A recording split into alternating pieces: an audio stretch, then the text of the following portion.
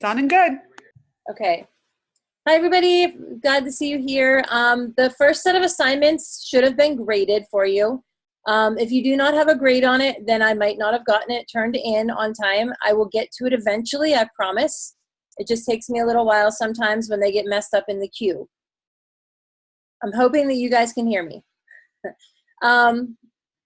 The next set of assignments, the next set of lesson plans are supposed to be turned in on Sunday, last Sunday. I've told you before, I am really flexible with this. If you think you can teach it this week, but you couldn't last week, then wait. As long as I get them all turned in by, let's say, mid-7th week, I can grade and I will not dock you points on them, especially if it was because you wanted to teach the lesson in your class and see how it went. I feel that that flexibility is more important than them being on time. Also, with that said, if you wait until week 8 to try and turn all of your lesson plans in and write them then and teach them then, it's probably going to be very difficult because that is a short week and you have your final project as well as the chapters lessons. So right now you have 3 chapters of lessons done. You have 3 more that were due on Sunday, and you have 3 you have 3 more that were due. You had 1 to start with, you had 3 more that were due, so there's 4 total. You have 3 more this little bracket of time, which you have 3 full weeks, because on the 9th, when we should technically have class, I'm in the middle of transit back from a conference and I cannot have class. So it's pushed 1 week. So you actually have 3 weeks now and then a short one at the end. I would suggest working ahead. The last 2 lessons in your final plan, you don't want to try and compress into a 2-week time frame with a short final week, because our class is only 5 days that week. It's done on Friday. So with that said, I'm okay with you turning your things in a little bit flexible, with a little bit of flexibility on turning them in. As I have questions that seem to work with the entire group, instead of emailing 6 or 7 people back about one thing, I tend to post an announcement and send it out to your email. So if you get the announcement that says class tonight is posted in the class, that just means if you miss class, you go and do that. You do not have to make up that assignment and come to class now, which is watching our recorded session and submitting a summary. It'll show up as 2 points in your grade. It will not take any points off of your grade. They are not, they are excused points until I put a 0 in, okay? So if you don't come to class tonight and you don't make it up in there, you miss 2 points or 3 points. And I'll put a 0 in then. Otherwise, it doesn't matter. It'll show up in your grade though, because there's no way to specify for individual students 1 assignment. If you have any questions as you go along, email me. If you need any help with anything, let me know. And for the most part, as long as I can find your stuff, it doesn't, there are places for it to be turned in, but I can find it, in the discussion forums or in your email or whatever. It'll eventually get graded and put in there if it was submitted to the wrong place. Any questions that you happen to have about the class, about anything else going on right at the moment? I have a question. I'm just confirming that, like tonight's presentation, Stephen said he checked with you and only one of us have to turn it in. Yes. And, then you'll give us our points on that? Mm-hmm. Okay. And if both of you turned it in, then I would just give both of you the points from it. It doesn't matter. As long as I can figure out whose is, I have the list of who presented with who, so we're good. I would have, even if you didn't turn it in, either one of you, and you just put it in the discussion forum, I would have eventually found it and put it in there for you. Thank you. Yes, not a problem. Okay, so who wants to start tonight with should be chapter 5. We can go ahead. Okay, do you want to, do you want to upload and share from yours, or is one of you going to do it instead of the other? Matt, did you say you wanted to do that, or I can do it? I got it. Let's see. Okay. Did it work? Yeah. Whenever you're ready, go ahead and get started then. Okay, so we had chapter 5, non-linguistic representations. Kind of broke it up in sections. So we'll let, I think Allie did this section. This is me, yeah. All right, can you guys hear me okay? Can you hear me? Okay. All right. So, as our textbook described, psychologists believe that information is stored in memory in one of two ways, both as words, which would be linguistic, or as imagery, which is non-linguistic, which is what we're going to focus on. And we're going to focus on the strategies that educators can use to promote the type of learning that is non-linguistic.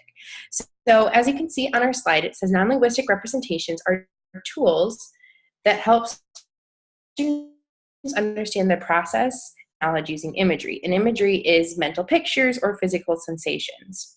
And the goal of using strategies for this is to produce representations of knowledge in the minds of students so they're better able to process, organize, and retrieve information from memory. So kind of how it described it is that these strategies are powerful because they tap into students' natural tendencies to visually image this information in their minds, and it helps them to construct meaning and to have better capacity to recall it later on. Go ahead. Okay.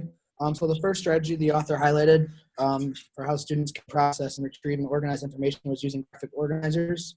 I got to imagine most elementary and middle school teachers utilize graphic organizers. They allow students to show thinking through an organized tool that relates to the lesson. Depending on the level, it's a great conferring tool. It's a great use of a formative, and it allows students to get organized.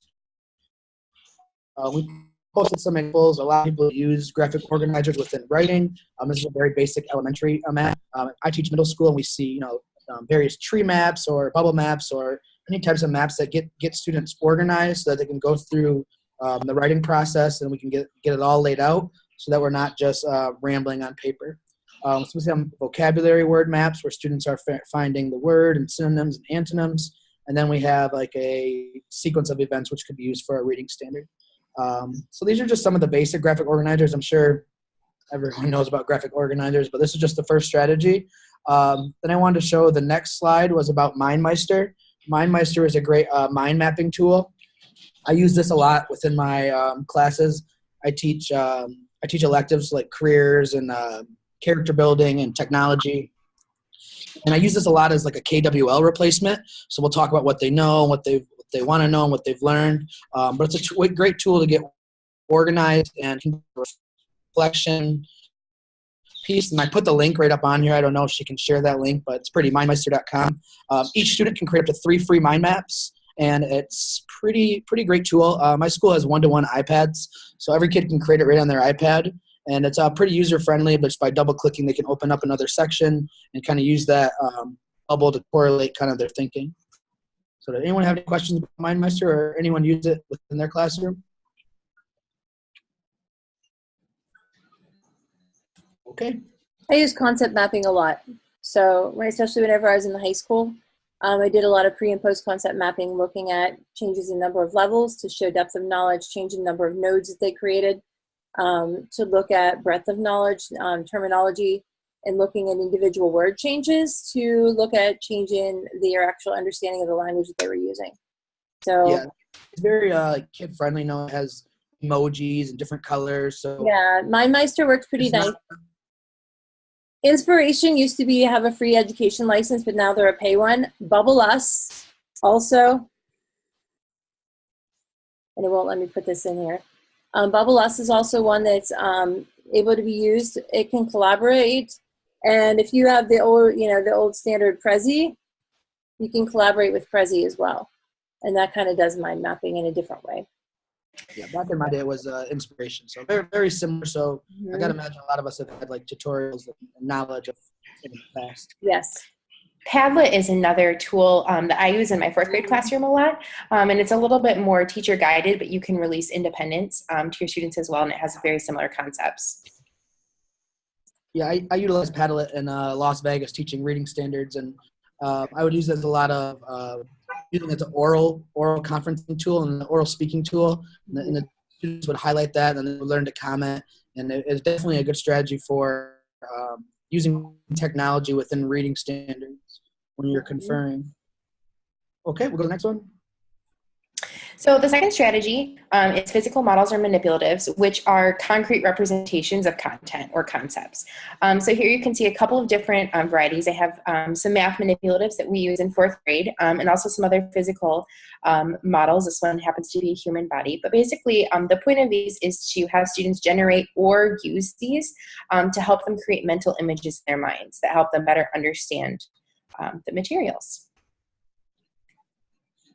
It's also noted in the text that when teachers use this strategy, it can be extremely beneficial, but teachers have to be really careful when planning and monitoring these, because sometimes students can get a little bit more engaged with just the process or the excitement of using the materials or working with them than actually getting the learning goal. So as you are planning to use these and working with them in your classroom, it's just noted that you want to be very articulate with that work. Okay. You can go on. Yeah. All right, so strategy number 3 to link with Allie's is just mental pictures. As a student, this is a way that they can process new information and store it for their long-term memory. As a teacher, we should be really cautious of incorporating sounds and smells and tastes and visuals. Those are all ways that they can process this mental image and store it for long-term memory. Some strategies that you can use, and I'm sure you guys have seen these before with creating mental pictures with your students, just as simple as vocabulary enrichment, looking at that word, looking at definitions, what is not, and then creating that picture so they can store that for create that long-term memory. Mindfulness is another one. It's not really so much incorporated with the academics, but more with the behavior.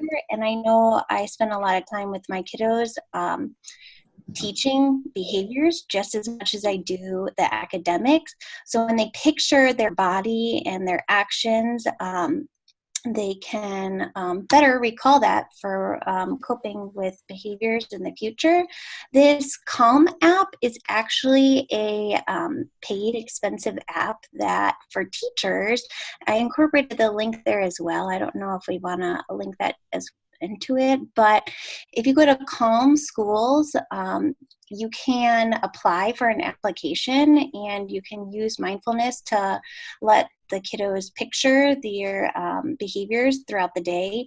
And it's just a fun tool to use. And as well with number talks, this is really big in my district right now, of having kids not really even write down their numbers and their processing, just looking at an algorithm and picturing what is truly happening with making number sense. And then I know right now big in my district is Lucy Calkins, and with that, a big part of Lucy is picturing your stories like they are movies. And I just incorporated an anchor chart that has all of those elements of sound, smell, taste, and visuals so that they can really picture what's happening in their stories. This goes with the next strategy really well, because the book talked about how if you are creating mental pictures with your students, you really should be focused on as well to allow them time to draw those pictures. So that we can go on to strategy number 4. If you don't have questions. Yeah, so Lena said, strategy 4 connects really well with mental pictures. And strategy 4 is actually creating pictures, illustrations, or pictographs, which this strategy is really effective because it allows students to create personally meaningful representations of their learning. The book mentions that this is especially effective when students are dealing with like new vocabulary words or terms. And so on here, I just have a couple of different examples. In my classroom, in addition to using models and science or drawing, those types of things, my kids are really engaged. We're able to use Google Docs or Google Presentations. And if we have new vocabulary words, we have a couple of templates that we use where students are actually able to go in and put pictures in that represent their learning. And so they really like that at that age. But I know some of the younger kids, they also like the drawings, and both can be really effective depending on what you're trying to achieve. Go ahead. Okay. So the next one was kinesthetic activities, and we know that movement equals engagement. So the picture I have was a lesson that probably has done a lot within vocabulary. I remember doing it when I was in, I believe, 9th grade, where we had like Spanish words, and then she would say the English word, and then you'd have to use the fly swatter to tap the Spanish word that correlated with the English word. So just one example. A lot of times we use role play within different reading standards. I believe RI 3.5 is, or RL 3.5 is about understanding poetry and dramas and comparing them. So I used a lot of different role play within that. The author also highlighted using manipulatives and models, so kids are actively engaged with the mathematics. So does anybody else have any other kinesthetic activities they use in their classroom? Okay. I teach tech apps right now, so the kids are always engaged in the computer, and so I try to make it where we'll do something with movement, where we're doing something or at least allows them to get up and ties it in with technology. So you just kind of have to be creative. My school back in Las Vegas was big on Ron Clark, and we all got to visit the Ron Clark Academy in Atlanta.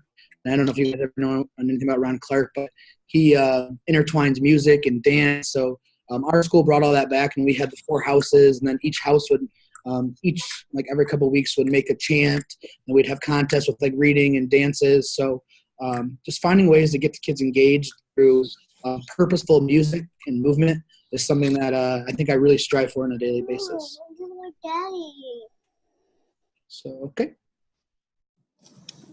All right, so just to sum it all up, in connecting the non-linguistic representation to theory, we talked about how it really ties well to social cultural theory as well as the information processing.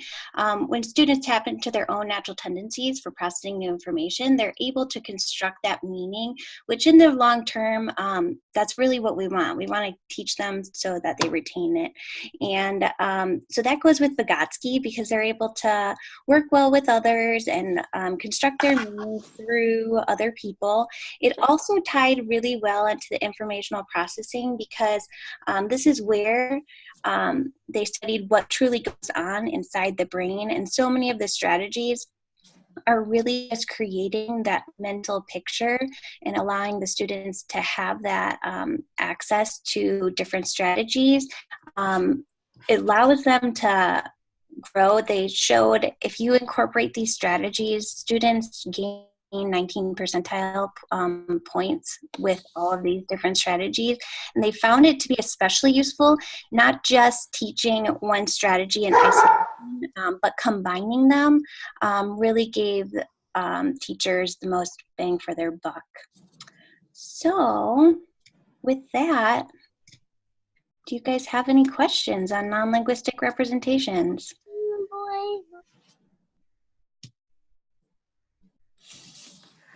There's a link here with whole brain teaching that was a part of the our Blackboard discussion, but it's really fun to watch. That ties in attention getters and ways that truly kids are using the whole brain by visual, auditory, and kinesthetic. So that was just a fun link that we tied in there as well, if you want to look it up. Any questions? I don't have a question, but for the presentation, but my class, it just locked me out and said I'm on post Zoom. Did anyone else have that problem, or is it just me? And I'm still running on this, but I no longer see any of the presentation. I just wondered. See the presentation. If you wanna close your Zoom window and then come back into the same one, it should be okay. It should open back up again for you and see if it works for you then. Okay. I got to figure out how to close it. Down in the bottom right-hand corner, it should say end meeting. Now I can't hear you at all. Bottom right-hand corner, there should be a little thing that says end meeting, or you can just close the window as a whole, and it should let you exit out. If not, you might have to reboot your computer because you might be frozen. Actually, that's the weird part is I'm not even on CMISH anymore. I'm completely out of the class. And it's okay, Zoom is not in the class. Zoom is a separate window. Okay, well, I'll restart. Well, if you go to search for Zoom on your computer as an application, it maybe will let you pull it up.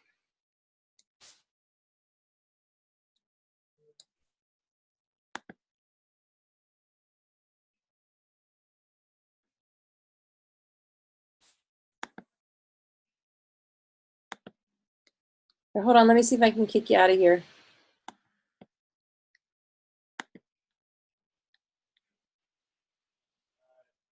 I don't want to try that because it says it won't let you back in then.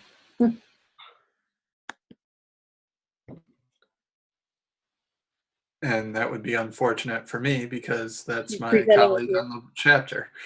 So, Yeah. Okay. It's not letting me. I'm totally turned my computer off. Okay. Are you guys next then, Stephen? Would you yes, guys be for next? chapter 6. All right. So whoever has chapter 7, if you would like to go ahead and hop on, and we can do chapter 7 and then come back to chapter 6 so that we can get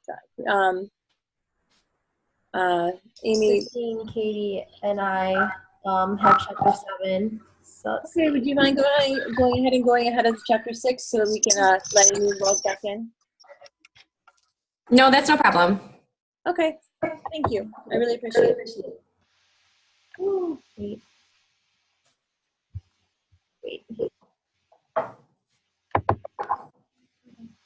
Oh, wait. Wait, after pressing share, what do you press? Good.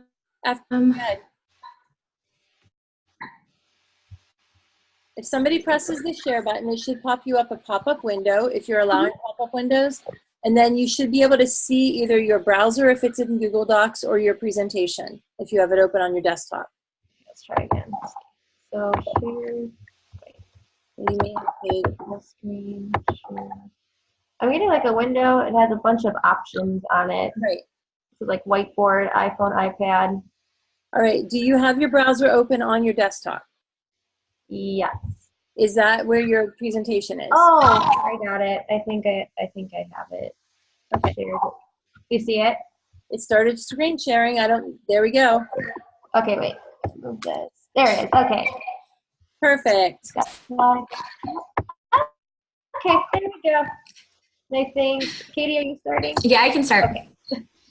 So I worked with the two Christines, and we worked on chapter 7, which deals with homework.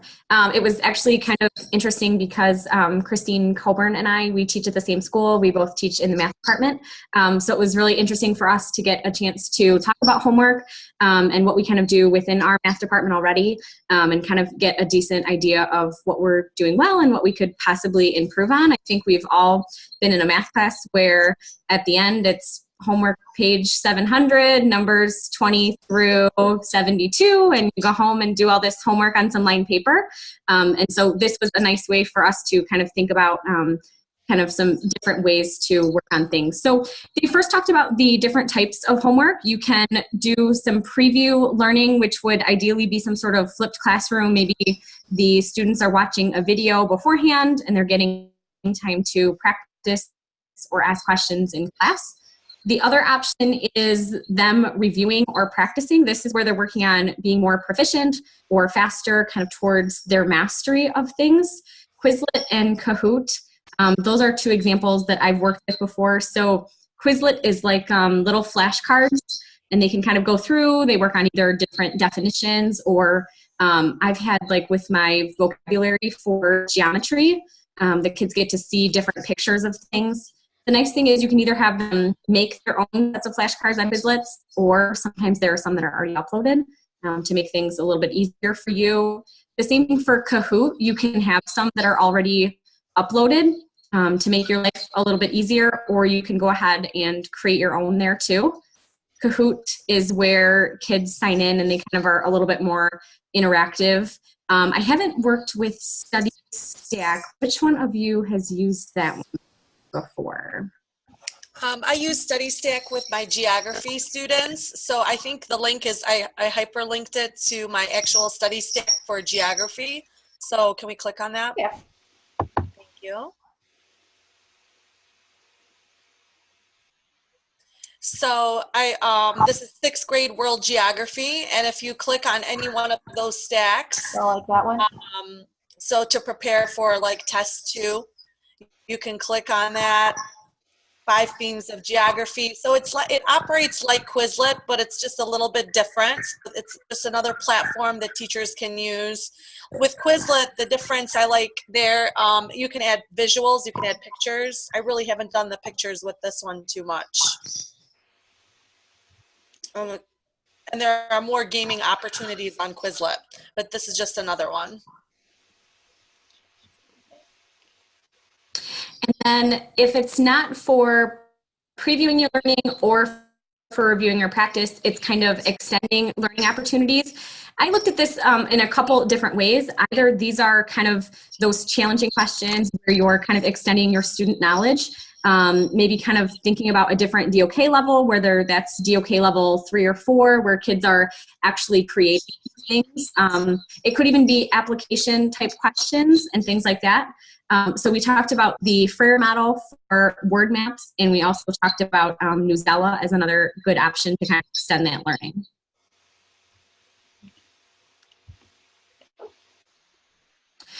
So design your homework. They talked about a bunch of different things that you should think about. So you have to make sure that your homework has a clear purpose. So we're not just assigning homework to assign homework. We're kind of making sure that we clearly identify what they're supposed to do during this homework. We also talked about the idea of quality over quantity. So make sure that you stay focused in terms of what you're actually having students practice, and that you're spiraling things throughout and making sure that there's kind of some distributed practice throughout the unit or maybe throughout the entire course.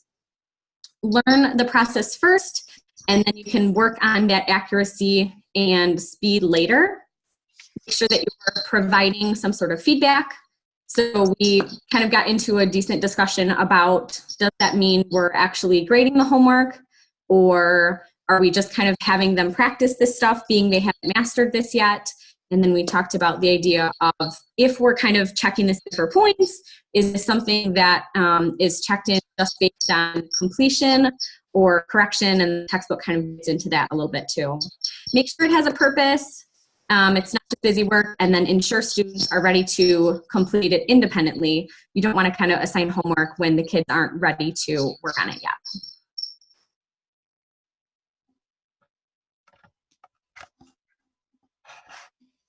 So the recommended time intervals for homework, for assigning homework, they're saying at the elementary level, take approximately 10 times that grade level.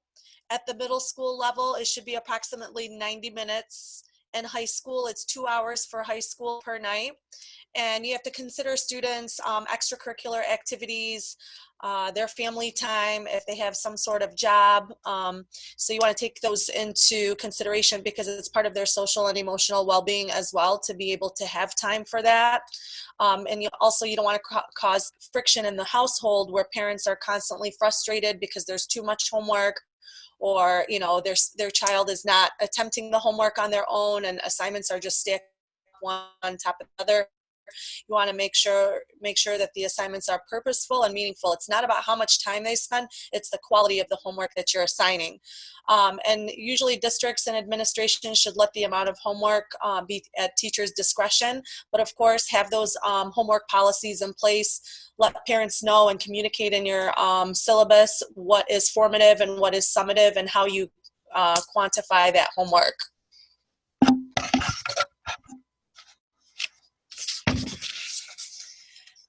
So providing feedback is very critical for academic achievement, and it needs to be while they are in process, while they're working, not just at the very end.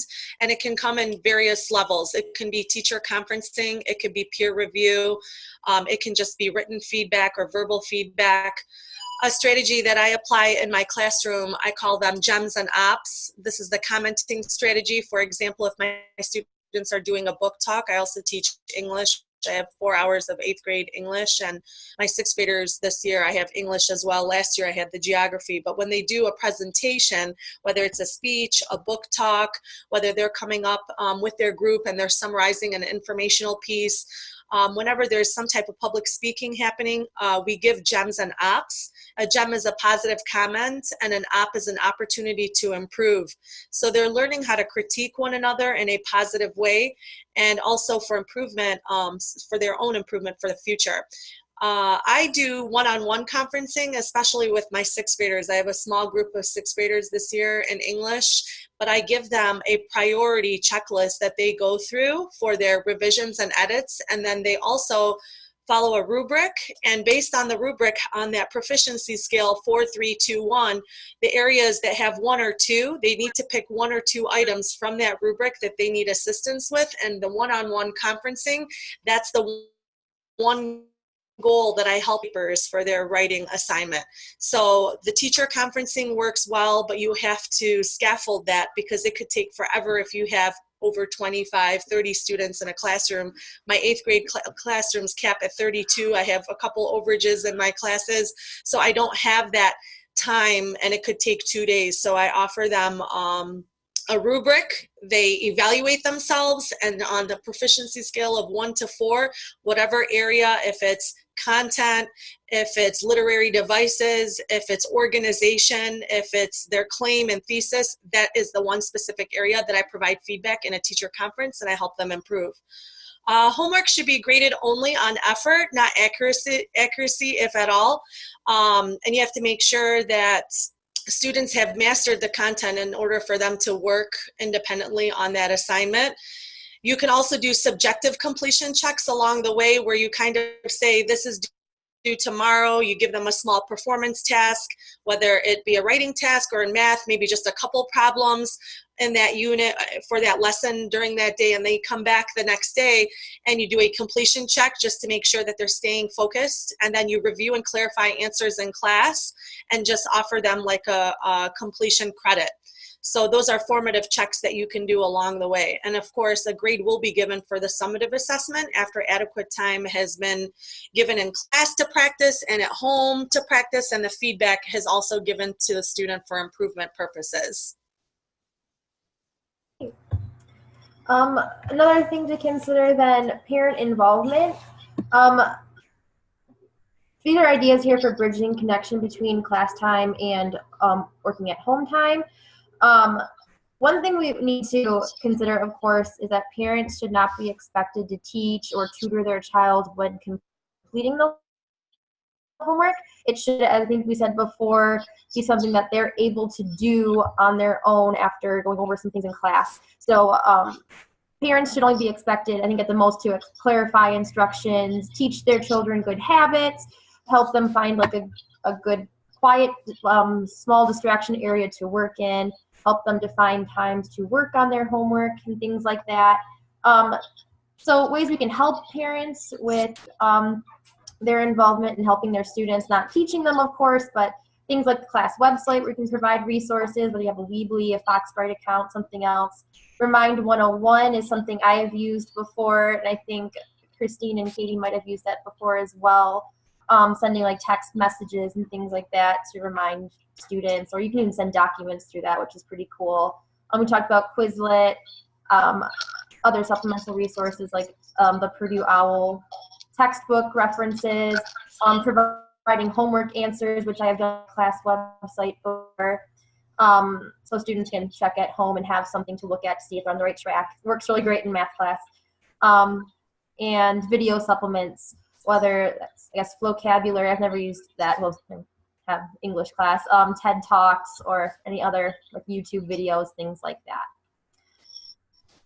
And then in the end here, connecting it to our theory, we connected it to the information processing theory, going along the lines of that homework and practice provide the rehearsal and repetition of information so that it moves into their short-term memory and eventually into their long-term memory the more they practice it. Frequent practice helps students to store that information. And Distributed or spiral practice helps maintain the information over time. Something that my algebra cohort has started doing is like, when we're learning a new topic, you have the homework on that one topic mostly. And as time passes, you include like 1 or 2 questions on that topic, so it's distributed over time. So they keep seeing it brought up again and again, which is nice, and they, fingers crossed, don't forget it. Also going back to like connection to the theory, like with the information processing, you don't want to overload the students as well. If they're processing too much and you're giving them too much to do on their homework, that's not good either. So finding the right amount as well is something good to look at as well. And the last slide that we have are just some more resources. And I think we're each just going to take a little time to talk about it. I think we've already talked about Quizlet, but I personally use Khan Academy. It goes there with my math focus students mostly because we have time to do the practices in that class, like a math support class is what that is. And I like it. Hopefully this is okay to look at here. You can assign them certain content, like we usually use Algebra 1 or pre-algebra topics. You can see their progress, see what pops up there, like what percentage. We don't work with it super often, but you can kind of get a sense of like how well they're doing. With the assignments, you can see how many have completed the assignments. You can even see what percentage they're getting on the practice and provide feedback to the students who are really struggling on the certain like topics you present or have them practice on, which is really nice. I've really enjoyed using it with those kids so far. Formative or Go Formative, some of you might have heard of that before, is where you can create, I guess, like practices as well. I have that up here. No, that's the other one. I'll just click it. Start it. I haven't personally used this, but I know some of my other teaching members at my school have. I kind of played around with it a little bit. Let's see.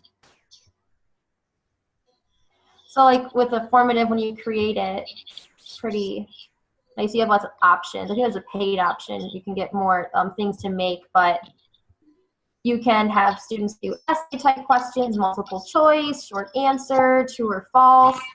And I think it can provide feedback, or at least when you see what they're answering, you can address concerns in class about what students are getting right or wrong and things like that. So it's pretty nice to use. Katie, Christine, were there other ones you guys wanted to talk about, like the Padlet and CUDA? Yeah, you can click on Padlet, and I think I have it linked to my 8th graders right now. They're working on argument writing with complex commentary. I'd have to sign in. But basically, I thought I had it linked right directly to my page, but what they're doing right now is they're brainstorming social debate issues. And so it becomes like our vision board for planning purposes. I use it as a brainstorm board, as a springboard for their ideas, and it's very nice. You can also attach visual images. For example, should autonomous vehicles the way of the future? And so you can pick a picture and an image to match that. I usually lock the Padlet though. You have to be careful because students will go in there and they'll modify things depending on how you're using it, what type of platform you're using it. If you want it as a response platform, and they have to have access to it. But when we have brainstorming ideas in the past, some of them have gone in there and added some inappropriate topics. So I had to lock it, but it is accessible by the teacher, and you can see some examples as Christine is scrolling. You can attach images to those concepts and ideas. It can be a springboard for brainstorming topics. It can be a response. I've seen teachers using it in English, like if there's a reading in class, whether it's narrative, informational, they'll give a prompt and students are commenting right underneath that prompt, and then they have like 4 panels that they're supposed to respond to. So it's nice. You can use it on for different purposes, but I would recommend if if you don't trust your age group of students. I have 8th graders, so they try to do sneaky things here and there to steal your shine. So I lock it, and then we open it and view it together as a class. The last one on there, I think, is CUDA. I use CUDA all the time. What I like about it is you just get to click the different standards that you want to have assessed, and it creates a worksheet. The nice thing is if you click free worksheets there, though, you actually do get to look through. This is only good for math, but it's really nice because if you don't have the paid subscription here, then you can at least just access these. So if you just go ahead and have one standard that you're interested in, you would click it. It's a worksheet that has all the answers with it. The next thing is if you want to, have a worksheet that combines a few different standards or adjust the number of problems or things like that, the paid subscription kind of does that for you. We have it paid through the district, and I use it for my low-level classes, and I use it for my pre-calc classes because right at the end here, it shows you all the answers, which is really nice. So either you give that to them or it ends up on your website, and when you don't have time to make your own worksheet, it's perfect. I've used these a bit myself too. It works out nice. I think that's the end of our presentation. Are there any questions that anybody has on practice and assigning homework?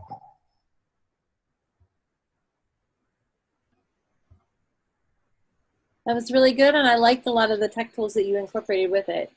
I'm trying to keep my video off because it makes my connection better.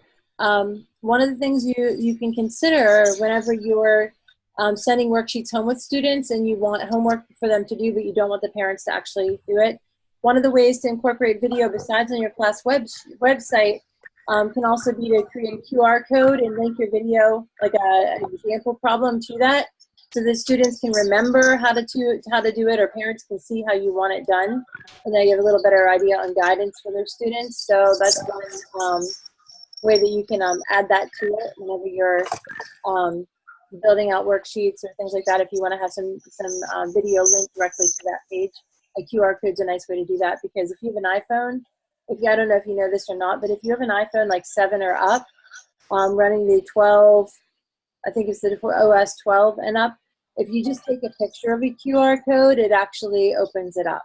You don't need a QR code reader.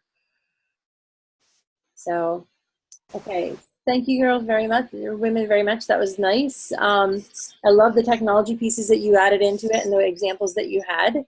And we have one more for tonight. I don't know, Stephen, if you wanted, or you or Amy wants to try and get that loaded up for us. Stephen is uploading it for us. Awesome.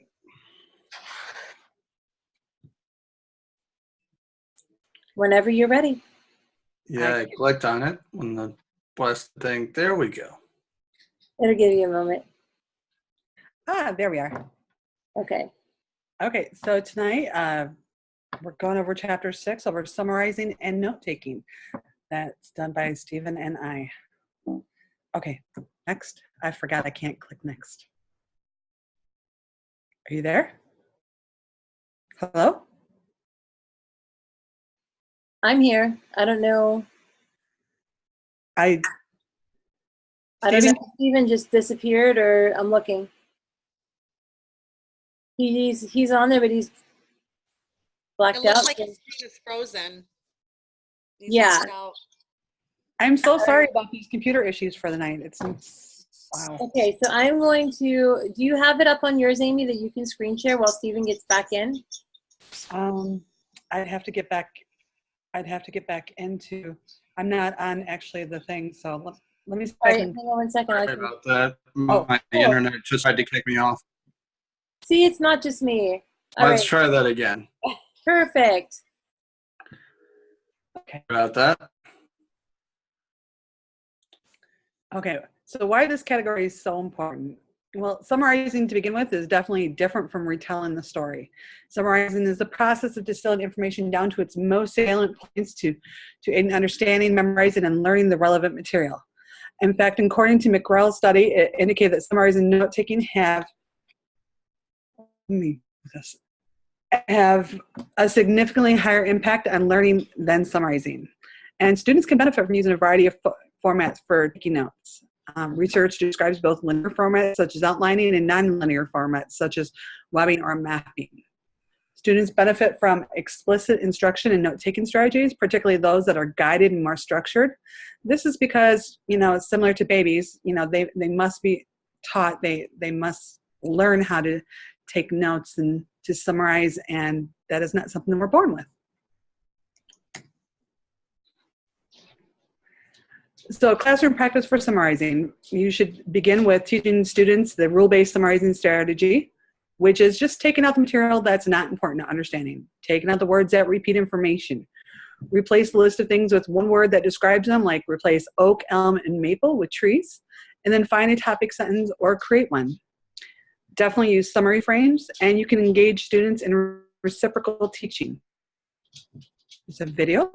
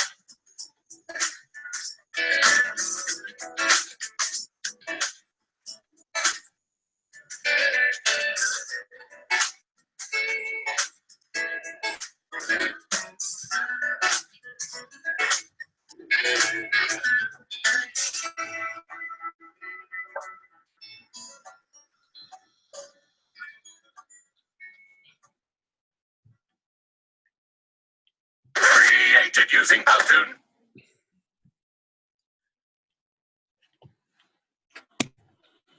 Okay, if you can't tell, I love Powtoon. That's where I create videos myself. And now comes our second technical difficulty moment of the evening. There we go. So some of the different things that the book suggests is using different types of summary frames. They talk about the narrative, where you look at the characters and the setting. You focus on what you want your students to learn from the passage, like motivating factors with the characters, and it helps them focus on the main idea. We thought that it could be used mostly in classes and in some business settings when you're trying to understand where a company or another character or person is coming from. This could also be for like health class in high school, where they're talking about relationships now more than just this is how life goes forward. There's also the TRI, which is the topic restriction illustration method. So first you say, what is the general topic? What information does the author give that narrows or restricts the general topic? And what examples do we have to present or illustrate the topic? So one example that was used in the book was the topic is fish. Restriction fish have backbones and are cold-blooded, or as my professor insisted that we call them, ectothermic. Most fish have gills, scales, and fins. They're divided into three classes. You have the bony, like the goldfish, the mostly cartilage, like the sharks, and those that don't really have any bones or cartilage, like the lampreys. You also have the definition frame, which is just talking about what's being defined. Give it a general category, characteristics, or examples. Being science, the first thing that popped into my mind was taxonomy.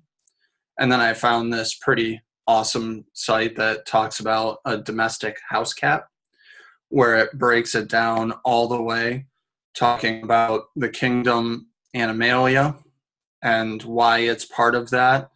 Chordata saying that it has a backbone for its phylum, goes down all the way till you get to the point where you're just at the genus and the species. And each point along here, it's talking about why it's an example of that instance.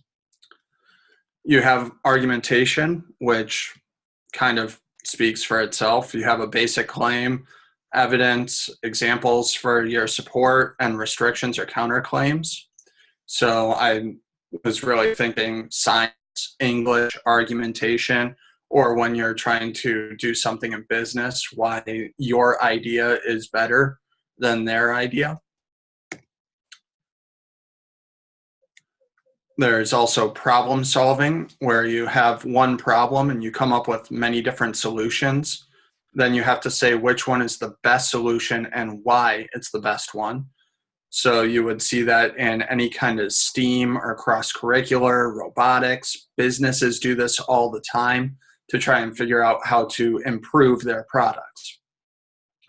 You could also talk about it in a conversation frame. So how did the members of the conversation greet each other? What questions or topics were insinuated, revealed, or referred to? How did the conversation progress? And how did it conclude? Some examples for this would be in civics or argumentation or health with the Michigan model. Meetings in an office or business when you're trying to communicate an idea. And then we get into the social learning theory and the information processing theory for what learning theories this really relates to. For social learning theory, the students are observing as the teacher is demonstrating the process, or a colleague is demonstrating how to communicate if you're looking more in a business setting. Information processing theory, note-taking is processing the information and rehearsing it over and over and over again. It can also help anchor the ideas if you're doing it in different styles. So you write out the notes, then you draw a picture about the notes, then you talk about your notes or something along those lines where you're going over your notes. So in order to engage your students with reciprocal teaching, you just set them up for different roles, like summarizer. They read a short passage and summarizes what has been read, heard, or seen. And again, they're reading, each one of them has passages to read. The questionnaire is going to ask questions that are designed to help identify the important information. The clarifier is going to clarify any vocabulary words, pronunciations, or terms the group may not already know or understand well. Predictor, of course, is before the group and just moves forward to the next passage. The student will ask for any predictions about what will happen next.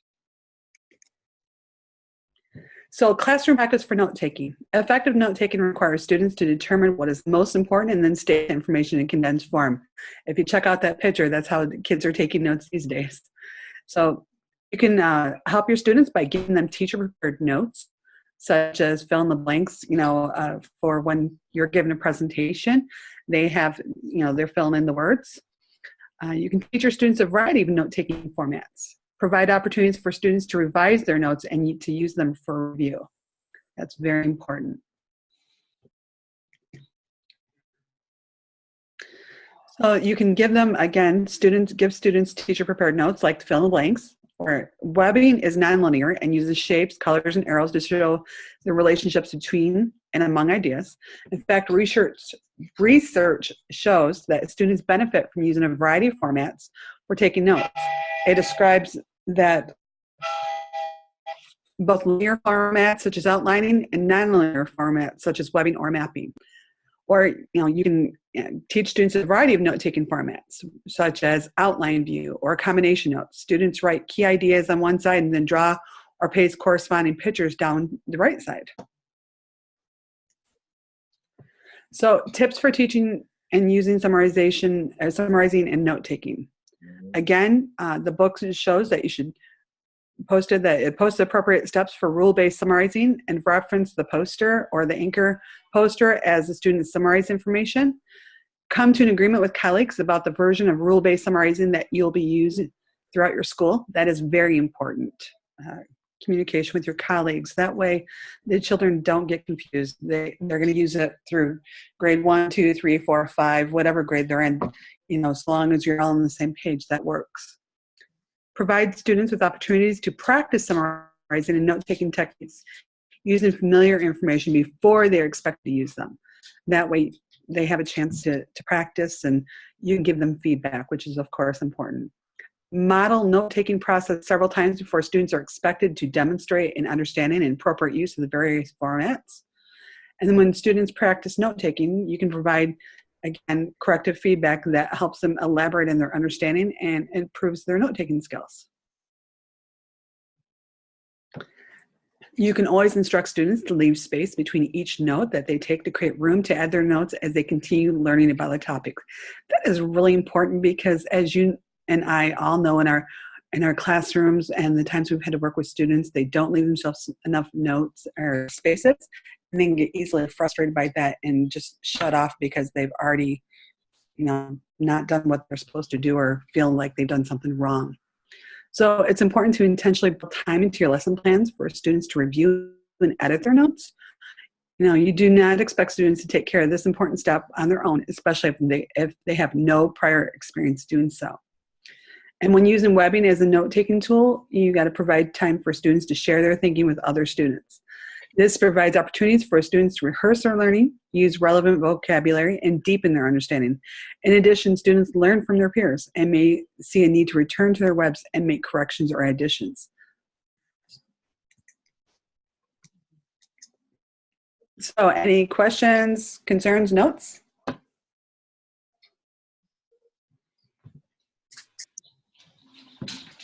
I do want to say really just briefly that another way that argumentation happens a lot is within your English classes as you're trying to structure your arguments, pulling from pieces of evidence from literature and other things like that.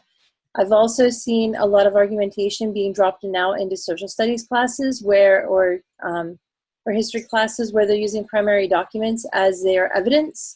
And so that's one other way that it can be kind of inserted and worked into those structures.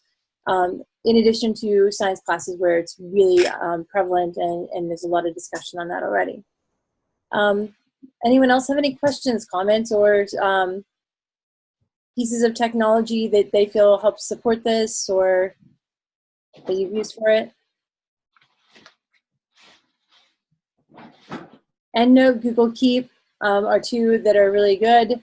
Google Keep, a little tip for you on that. Google Keep, you can put onto your phone and you take a picture of a PDF or a document that has text on it and it will withdraw the text for you. It doesn't format it nicely, but you can take a picture of a poster and it'll pull all the text for you. So for those of you that have, like take pictures and then you sit down and you type it all out again, you can gather the text from that using Google Keep by taking a photo of it, even if you have to reformat it, it still helps out a lot. One of my students last year was talking about how they were working on getting a tablet plate that allows them to just write the notes and then it would just digitize into it. Is that similar to that? Or sort of. They have writing to text, like writing to text apps. They have a math one and they have just a note taker one where you write with your finger or with your pencil on a tablet and then it'll turn it into typed notes or whatever. But this is like if I have my phone out and I have I have a piece of paper or document that has text on it, I can take a picture of it with Google Keep, and there's a series of steps, and I can send this out in the class. That you tap on it, you tap on one of the settings in it, and it'll extract the text from that. It doesn't bring in the pictures and it doesn't format it nicely, but if there's like a poster or something like that that you have on the wall that you want the information off of and don't want to have to retype the whole thing, it really makes life easier. So that's really a nice kind of feature with that, to like take notes or to summarize things, be able to summarize it from that. Alrighty, good class tonight, good presentations. Everybody check and make sure that your attendance is noted correctly. If it's not, email me and I will fix it, okay? Because every now and then the names, like there's I think 4 or 5 Christines in the class, so I may mix you up. But I think I got everybody properly tonight, just making sure though. So other than that, I'll get to grading your stuff this week, and I will see you guys in 3 weeks then. Email me if you have any questions. And I am on here for office hours every week. So unless I email you and say I can't make it because I don't have any connection or whatever, if I'm traveling for work. But I'm on here for office hours if you do need something, or email me and I'll meet you another time. We can talk. All right, so the bottom right-hand corner says end meeting. You can click there, and if you want to stick around and talk, then you can always stick around and talk. I hope your conference goes well. Oh, it'll be great. I've got 3 presentations, one on creativity in the classroom and science, one on genetics, a genetics project that we did with personalized DNA, and then I have another conference that's back-to-back with it, and it's pre-student teachers and makerspace work. We have one on science curiosity, and we have one on a different summer camp experience that we had done with students making. So that's awesome. It's going to be crazy. Yeah. Thank you. Yep. See you in a few weeks, and I hope that everything goes well with travel and all that other joyousness. Oh, me too. Thank you. See you then. Sure thing. All right, Jen, I was curious about something. I sent you a note, and maybe you didn't get it because I know you're having computer issues up there, but teaching that lesson, my grandbabies are coming in this Friday. They're like 4 and 5. Would that be appropriate to teach them the lesson? Sure, if you rate it for their level. Well, they're still preschool and kindergarten, so make your older kids sit down, make your own children sit down and do it with you and pretend they're kids. I don't care. If you have some way of working with it and seeing how it works and you can write that into your reflection, I am fine with it. And to be honest, the couple points of, for it doesn't seem to matter really a whole lot. So yeah. No, you can teach it to them. You can teach it to if you have a Sunday school class, if you have a Girl Scout class, you have, you want to teach a lesson to senior citizens down the road from you, I don't care. Yeah, I thought about, because I'm now the Project Aware manager. So I don't know if you know what Project Aware is. The federal government handed out like a $9 million grant to our school. So I transitioned into that one, and essentially we're going to the schools and making them trauma informed. Mm-hmm. And so we're teaching them about that, but we're not able to teach them until all the contracts are signed. And so we got the MOA or MOUs done, which is a memorandums of. Right, yeah, those. But, and so it's just been hectic, and I'm like, oh, so thank you. I will teach my grandbabies while they're here. And not a problem. I have one grandbaby. He's only 3 months old though. He's back in Pennsylvania. I don't get to see him too often, so. Well, we only get to see ours during like spring break, or the entire summer we usually get them. Really? Yeah. Because our daughter, they work, and it's hard for them to find full-time daycare for 40 hours and work and pay for it. And oh my goodness, it's adorable. Oh, I'm looking for pictures from my granddaughters because they're entirely too cute. They can't even help how adorable they are. Let's see here. I'm always posting pictures of them, so I don't know why I don't have me up at the moment. Let's see here. Goodness, where is it? Oh, here's some pictures. This is my granddaughter. Oh, if you can see it.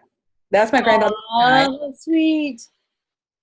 And, well, actually, this is my granddaughter, Sky, and the other one looking at her is Heidi, my two granddaughters. So they're utterly adorable, and we haven't seen them since before Thanksgiving. So we don't travel in the winter because the weather's too bad. Oh, look at this one. I can't help it. Oh, yes. That's So, adorable. Yeah, okay. so definitely teach them what you can, run your lessons, write your lessons at that level. Write your lessons for training you think you're going to have to do later on, even if you can't teach it now, that's fine. Yeah, and actually I've been given thought to that because, it is our responsibility to teach them and to bring in as many speakers as possible. And it's just, we're taking so much. We're doing facilitator training, so we get to train them and we're just doing so much. I spend most of my day working on a board and getting things set up, and just my boss and I are just going 100 miles per hour. So, all right. Well, then I will get offline. I know I owe you a couple. I plan on hopefully No getting. worries. Whenever. That's No, what I was telling Steven. Whenever you get it done, you get it done. I will get them done. I was planning on this weekend, maybe while the grandbabies are here, just taking off to the library because I'm in Mount Pleasant and I can go up to the library and actually get it done. Oh, are you in Mount Pleasant now? Mm-hmm. I've been in Mount Pleasant this whole entire time. I didn't know that. I thought you were like up north somewhere. I travel a lot. Oh. I did. When you were in my class before, just you got were back doing from like lessons with the bees and things like that. I thought you were up north. Mm-mm. Huh. Okay. Well, I'm in Mount Pleasant too. Let me know if there's anything you never need, while you're in Mount Pleasant? Yeah, I'm sitting in Mount Pleasant right now. I have a little tiny apartment right by KFC. Well, on Cross Lane Street, but by KFC. Okay, I'm out here at the res at Seg Chip Academy. Okay. And I'm in education administration, but now with project manager, I have to share half my time in Shepherd and then back here on the res, and that is my job. So of course I love that the federal government is paying for our cell phones, it's paying for laptop computers, it's paying for a ton of stuff. So yeah, I'm right here. And whenever I'm here, it's just me. My two youngest kids are in college here at Central Michigan now, because Leslie's in honors and Alan has an $8,000 scholarship, so that basically takes care of all their tuition. So they're going pretty much free, So I used to drive back and forth to Pennsylvania every week whenever they were in high school, but this year Alan's a freshman here on campus, so I don't. So yeah, my daughter, she was considered a freshman, but she came in with so many credits from she did Shepherd called where they do college courses before dual enrollment. She did dual enrollment, so she came in at she should have started off as a freshman, but she's already junior. Yeah, Alan is one credit shy of being a junior right now. His spring of his freshman year. Yeah, which is really weird. So. He's excited about it because that means he can double major with only taking 15 or 16 credits a semester. So I said, well, you could graduate early and save yourself a semester. And he's like, no. He wants to go to grad school. So he said, one semester doesn't help me with that, which is true. Then he said, his girlfriend won't graduate until 4 years, and all the kids he's rooming with next year are going to be a 4-year plan too. So, he doesn't want to lose the college experience. So. No, just tell him to keep away from Wayside. Oh, he doesn't do that at all. He's quite the boring child, which is good. I'm happy. I know my daughter, that she was calling during class to be picked up. So I was like, no, I was presenting and I was I'm like, no. Huh. Do you need to go get her, or did somebody go get her? My husband went to go get her. So. Okay.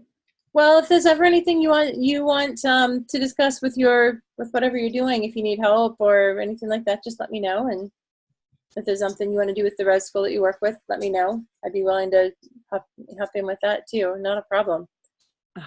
I work with Mary McGuire STEM after school. I do STEM after school at Mary McGuire, and I have a school in Flint that I partner with. So okay, you're gonna see my counterpart, Tara, then. In Mary McGuire? Well, she's over all of the Mount Pleasant Public Schools. I took all of Shepherd. She took all of Mount Pleasant School District. Okay. I will be in with Susan over at Mary McGuire. Has me in a couple times before the end of the year. I've done a couple lessons with them with 3D pens and genetics and that kind of thing with their 5th graders. We did Earth Day last year.